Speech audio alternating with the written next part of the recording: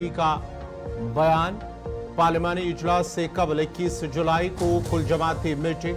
तृणमूल कांग्रेस नहीं होगी कुल जमाती मीटिंग में शामिल।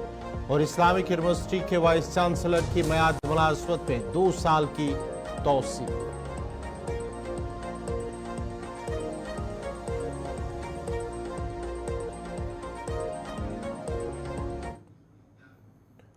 और अब पेश खबरों की तफसील। आज मुहर्रम के 10वें दिन यानी कि यौम आशूरा अकीदत व एहतराम के साथ मनाया जा रहा है। और यौम आशूरा के हवाले से जम्मू कश्मीर में सैकड़ों मकामात पर छोटे बड़े मातमी जुलूस निकाले जा रहे हैं, जिनमें हजारों की तादाद में अज़ादारों ने शिरकत की है।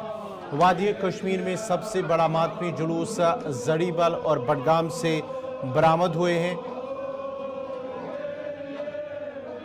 इस मौके पर उलमाए किराम अपनी तकारीर में हजरत इमाम हुसैन रज़ियल्लाहु तआला अन्हु की अजीम और रोशन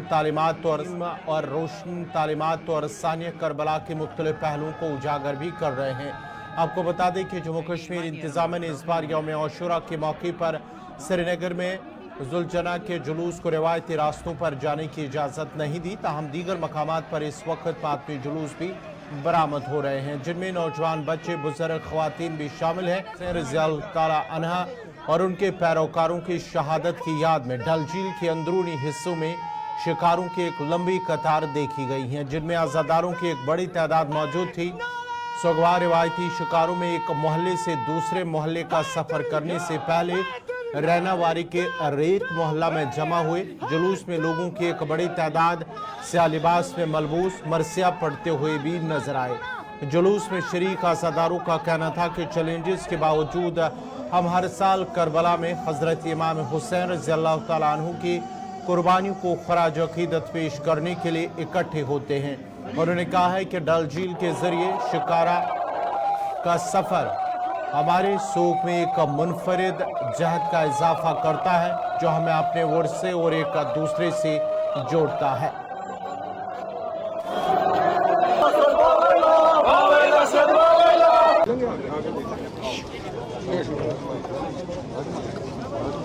थोड़ी जगह छोड़ो मेरी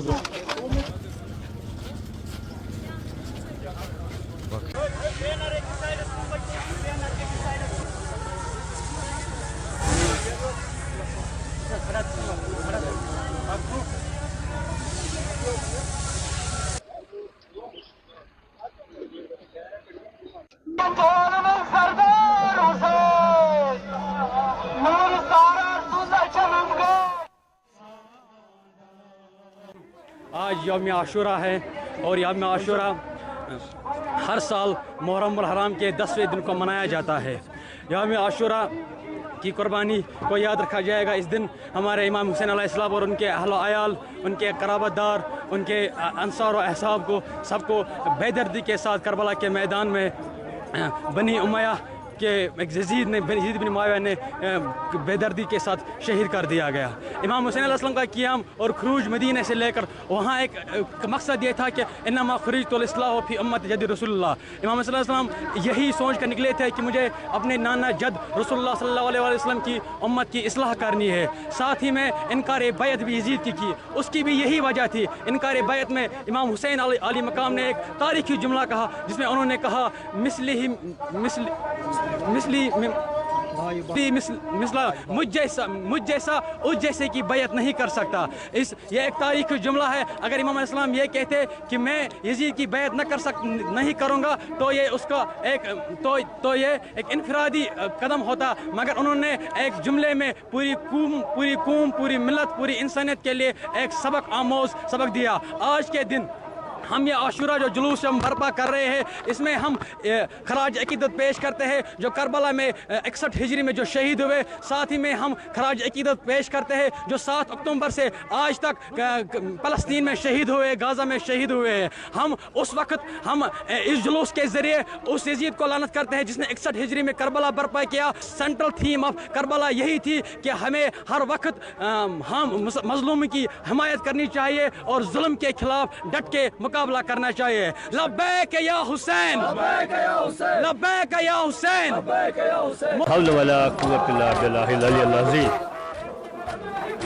औज़ु बिल्लाहि मिनश शैतानिर रजीम बिस्मिल्लाहिर रहमानिर रहीम क़ाल तबारक व तआला फ़िल क़ुरानिल मजीद व फ़ुरक़ानिल हमीद इन्नल लज़ीना युज़ूनल्लाह व रसूलहु लअनहुमुल्लाहु फ़िद दुनिया वल आख़िरह क़ाल रसूलुल्लाह सल्लल्लाहु अलैहि वसल्लम हुसैन मिन्नी व अना मिनल हुसैन बक़ौल शायर शहस्त हुसैन बादशाह हुसैन दीन अस्त हुसैन दीन पनास्त हुसैन सरदार नदार दस्त दरदस्त यजीद हका बिनाए हका की बिनाए ला इलाहा इल्लल्लाह Hussain.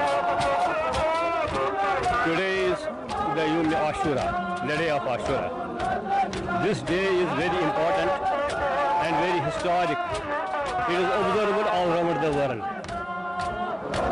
What is the importance of this day? It has got its unique importance that grandson of Prophet Muhammad, peace be upon him, was martyred mercilessly at the deserts of Karbala in Iraq. He was thirsty and hungry. He was not given a drop of water, not to him and not to his kith and kins, especially his 6-month-old Ali Asghar. It is very unfortunate.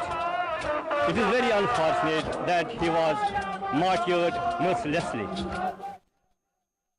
इंतजामात में क्योंकि ये जो procession है ये सबके सहयोग से जो यहाँ पे निकलता है, तो इसमें एडमिनिस्ट्रेशन की तरफ से तो आप देख रहे हैं कि चाहे हेल्थ के स्टॉल्स हो गए या और पीने का पानी जो हो गया।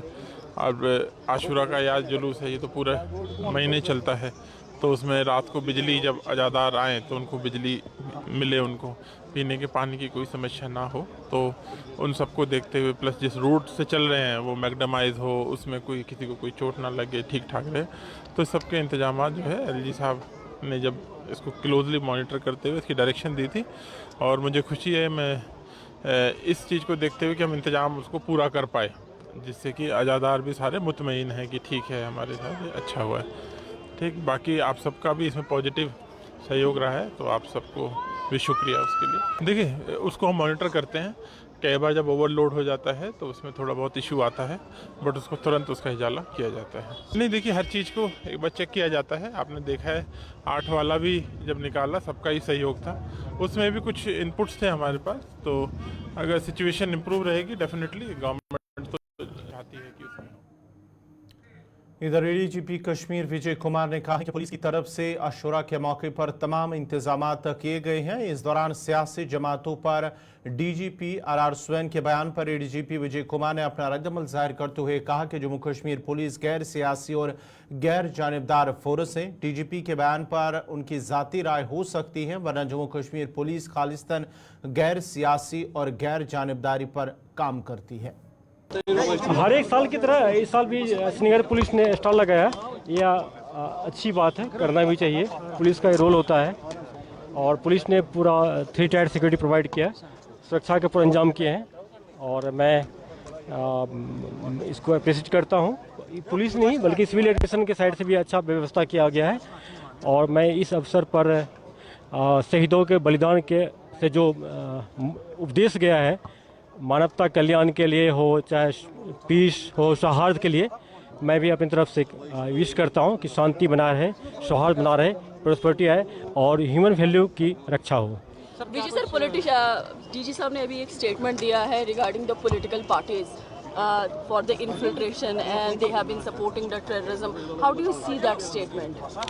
देखिए, जेएनके पुलिस शुरू से ये पॉलिटिकल पुलिस फोर्स है, हम लोग इम्पार्शलिटी पे काम करते हैं। डी साहब का ये व्यक्तिगत राय हो सकता है। और जेएनके यौम आशुरा के मौके पर सिक्योरिटी के भी सख्त इंतजाम किए गए। इस मौके पर पुलिस की तरफ से आज़ादारों की खिदमत के लिए सबील का स्टॉल भी लगाया गया था। आईजीपी कश्मीर और दीगर पुलिस हुकाम का आलमगीरी बाजार जड़ी बल का दौरा किया गया है, जिस दौरान आज़ादारों में पानी भी तकसीम किया गया।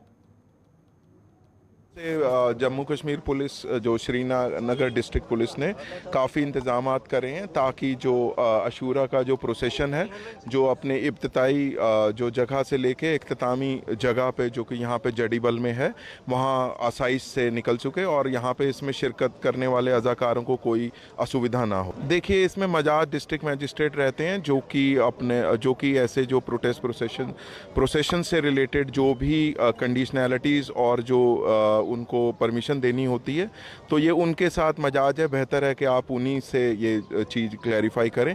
बट चूंकि ये ट्रेडिशनली यहाँ से भी रहा है तो इस कारण किसी चीज़ों को सोचकर ही एडमिनिस्ट्रेशन ने इस टाइप की। देखिए पुलिस हमेशा जो आवाम के साथ हमेशा शाना बशाना रहती है और यहाँ पे जो भी अज़ाकार आ रहे हैं उनकी खिदमत के लिए पुलिस ने इस तरीके की शबील और अपना स्टॉल यहाँ पे लगाया है। देखिए बड़े दिन में हमारा पुलिस का यही संदेश रहता है कि ये जो आप लोग ये जो इधर SMC commissioner doctor Uwais Ahmed ने कहा है कि यौम आशूरा के मौके पर एसएमसी की तरफ से खुसूसी इंतजामात किए गए थे ताकि जुलूस के दौरान अज़ादारों को किसी भी परेशानी का सामना ना करना पड़े।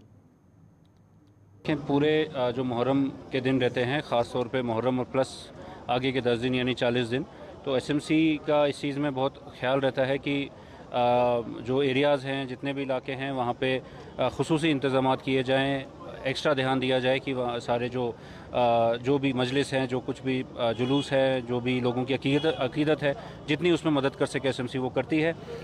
यहाँ पे भी आज के दिन जडीबल इलाके में जो सैनिटेशन का रूटीन वर्क है वो तो अर्ली मॉर्निंग शुरू हो ही जाता है, वो रात तक चलता है। कई जगहों पे मजलिस से लेट होती है तो हमारा भी जो टीम है वहाँ पे मौजूद रहती है। बट उसके साथ साथ खुसूसन इस बार थोड़ी प्री प्लानिंग करके हमें ये फ़ायदा हुआ कि लगभग 2 महीना पहले हमने इंपॉर्टेंट जो लिंक रोड्स थे वो आइडेंटिफाई किए जहाँ पे मैग्डमाइजेशन की ज़रूरत थी, क्योंकि लोगों ने चलना है, उसमें दिक्कत कम से कम हो। तो उसके लिए तो लगभग 10 किलोमीटर हमने मैग्डमाइज़ किया पूरे एसएमसी के इलाकों में लिंक रोड्स को। तो ये एक बड़ी राहत जो है लोगों को उससे मिली है और इसमें लोगों का कंट्रीब्यूशन है, वहीं से डिमांड आई और हम वो कर पाए। उसके साथ साथ स्ट्रीट लाइट्स हैं, हम लगभग इन इलाकों में 2500 से ज़्यादा स्ट्रीट लाइट्स या लगाई गई या रिपेयर की गई, उनको फंक्शनल किया गया है। और हमारा जो जडीबल में ख़ास तौर पे ये इशू आया था जब मैं लास्ट टाइम इधर आया था कि हमारे कई जगहों पे ड्रेन के कवर्स नहीं हैं और थोड़ी गलियां तंग हैं, तो लोग जब चलते हैं तो दिक्कत आती है। तो हमने वो भी इस बार कवर करवा दिया और रिकॉर्ड टाइम में 3-4 दिन में वो कवर करवाए जहाँ पे भी पॉसिबल हुआ। और ये सब जो काम है ये तो खैर हमारे रूटीन काम है, हमें वैसे भी करने हैं, बट एक पुश मिल जाता है जब लोगों की तरफ से भी डिमांड आती है और हम इसमें कर पाते हैं। और इंशाल्लाह आने वाले टाइम में अगले साल में भी हम ये वाले कामों में और ऐड करेंगे। उसके साथ साथ जो रूटीन प्रोविजंस हैं वो हमारे हैं। आज हमारे एसएमसी की तरफ से भी एक कैंप भी यहाँ पे लगाया गया है जिसमें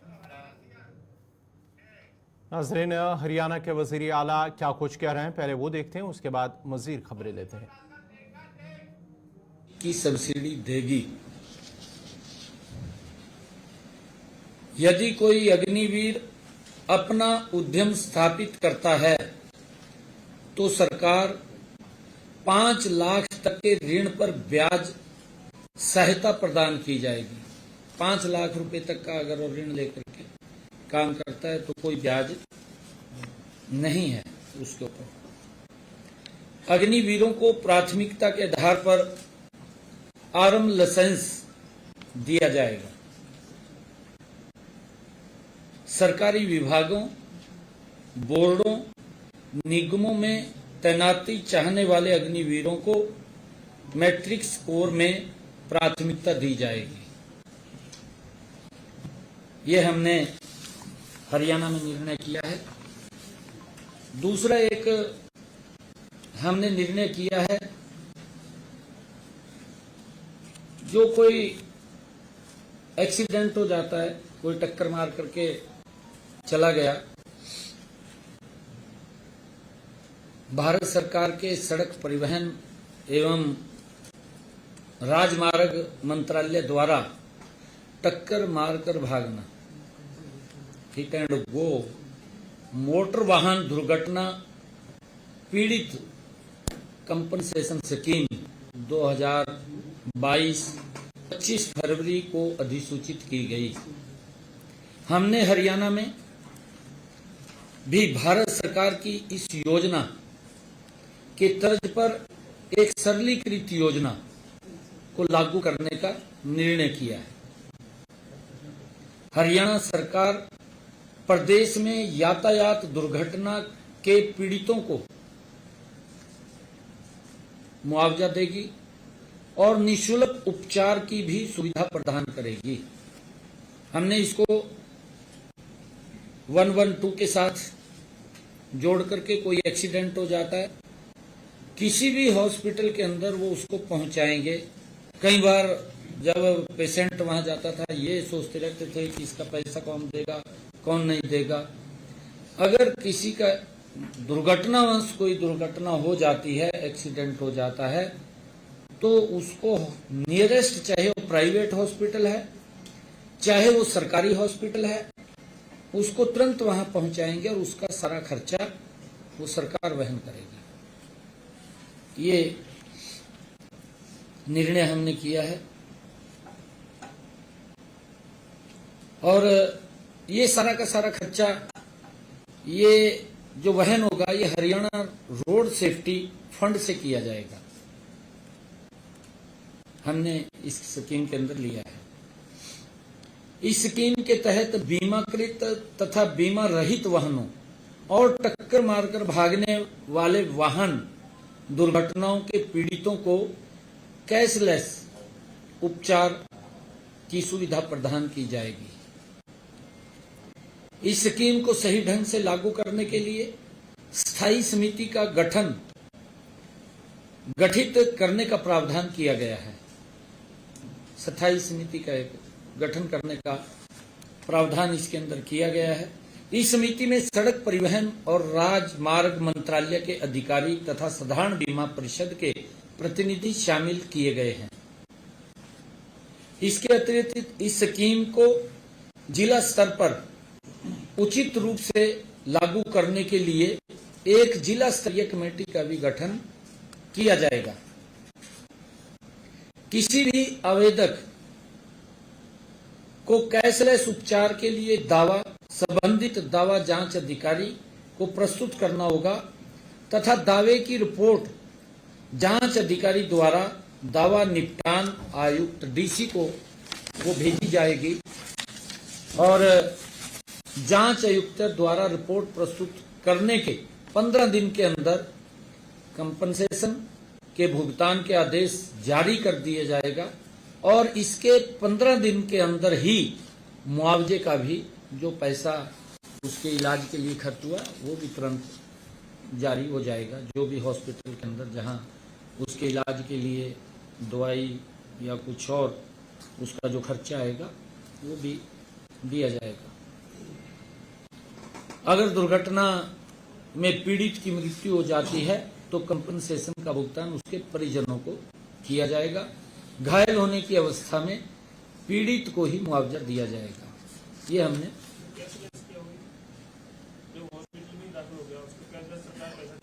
पैसा दे दिया। नहीं, मुआवजा वो है, मुआवजा मान ले डेथ होगी है।